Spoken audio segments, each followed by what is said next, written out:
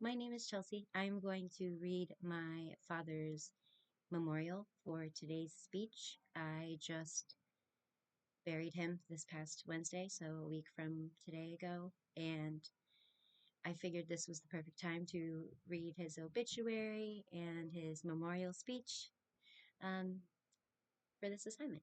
Okay, so um, I have it on my phone just because it's kind of hard to.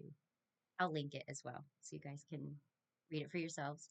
Um, but his obituary reads like this. Andrew Ray Smith, 74, of Elmira, New York, passed away in Elmira, his place, the place he proudly called home for most of his life. Born December 14th, 1951, in Portland, Oregon, Andrew served his country in the Vietnam War, and after he returned home in 1973, he settled in Elmira. There, he graduated from Corning Community College with a degree in criminal justice. Later, he took classes at the Greater Southern Tier BOCES Bush campus, where he acquired his CDL. He was best known for his long career as a beloved driver for Totem Taxi, a job he truly enjoyed and devoted himself to for decades. He was still driving for them up until last year.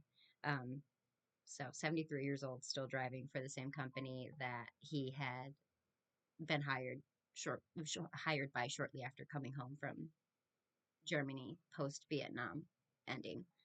So he He was known for his dedication, his easy conversation, and the countless rides and stories he shared with the people from all walks of life, as well as the love he had for his family.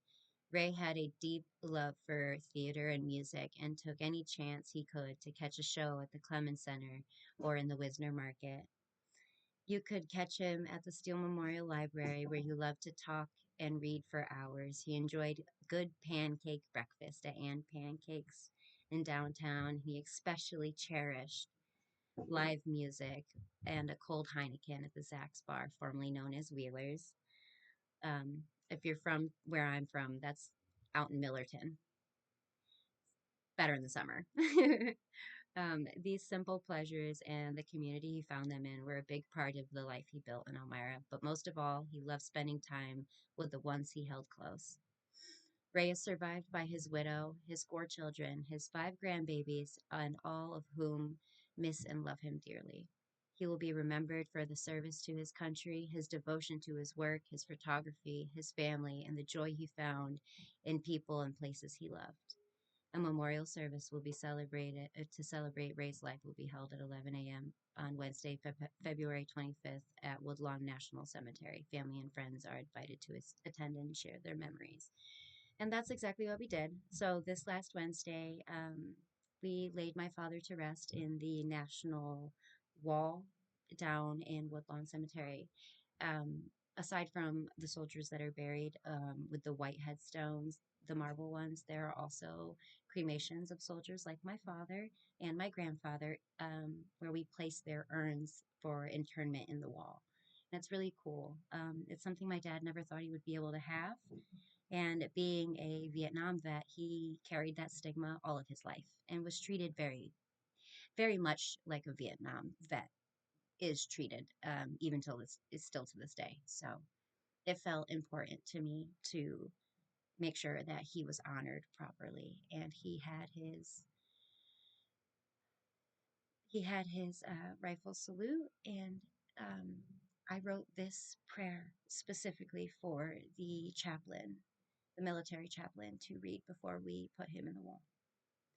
And it goes as follows: Memorial prayer for my father. At 11 a.m., at the 11th hour of the 11th day of the 11th month, we pause, not because tradition tells us to, but because silence is sometimes the only language big enough to hold everything that life leaves behind. Today we honor my father, a veteran, a complicated man, a man who carried his own battles long after the uniform came off. And even though our story wasn't simple, his service was real, his sacrifices were real, and the impact of his life on this world and this family is real. Lord, thank you for the freedom brought by the people like him, for the courage it takes to serve, and for the quiet wounds so many carry long after the fighting ends. I ask that you watch over him now with the same protection he once offered others. Heal what was broken, bring peace where there was pain. Let him finally rest in the place where no burden is too heavy and no memory hurts to hold. God of old, please watch over my dad and his brothers as we lay him to rest today. Renew their courage, rebuild their strength, bind their hearts with your steadfast love. And for those of us left behind, give us the grace to remember honestly and to grieve fully and to find our way forward with both truth and compassion. As the sun rises and as it sets, we will remember him, not perfectly, not easily, but faithfully as we return him to the earth. Because remembrance is not about pretending a life was flawless or perfect. It's about honoring the fact that it was lived and that he loved with every fiber of his being. Today we lay him to rest, and today I choose to carry the good with me. The memories that mattered, the moments that shaped me, the pieces worth keeping, the parts of him that the parts of him that I carry in my story, even when the story's too hard to read. May he be at peace, may we be at peace, and may this moment of silence hold everything words cannot. Amen. I wanted to read that specifically because this specific assignment actually helped me when it came to writing for my dad's memorial. I did not feel comfortable recording said speech during the moment, as it's incredibly inappropriate, but I will insert a picture of what it looked like as we were reading that to him before we laid him to rest because it's beautiful. And yeah, we had a weird, estranged relationship at the end, but he was an amazing dude. He was really cool. He was old school. He was born in Portland, Oregon. And if you know anything about Portland, you know they're weird. And he carried that weird like a badge of honor. And I also have that badge of honor. I inherited it. So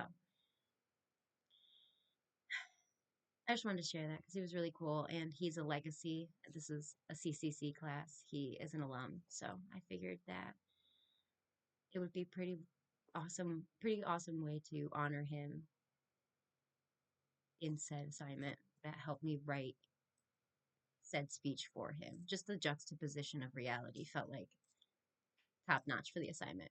Anyway, thank you for joining me. Thank you for letting me spill my emotions out over these last few weeks. And thank you for listening.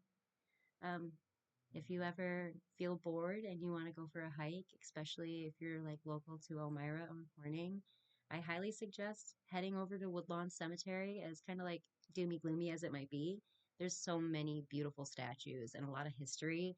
If you're a sports fan, Ernie Davis is buried there, and like he's got a football in his grave. So if you want to leave him a present, football and basketball, baseball, he was Heisman, like he was awesome. So a couple other big wigs. Mark Twain, if you're a writer like me, he's there. We leave him pens and pencils and coins. He also has family members buried there. They have a beautiful family plot. Um, Another big wig, John Jones, abolished slavery. He is a local celebrity. We love him. I write about him in a lot of my papers. Highly suggest if you get, bored, spring's coming, and you want to go for a hike, but you're not really sure where and you're not ready to like go to Watkins Glen or go to like Monterey Falls, I highly suggest the local cemeteries because we got a lot of cool national ones. You know what I mean? Anyway, just thought I would share that with you. Yeah. I hope you guys have a great day. Bye.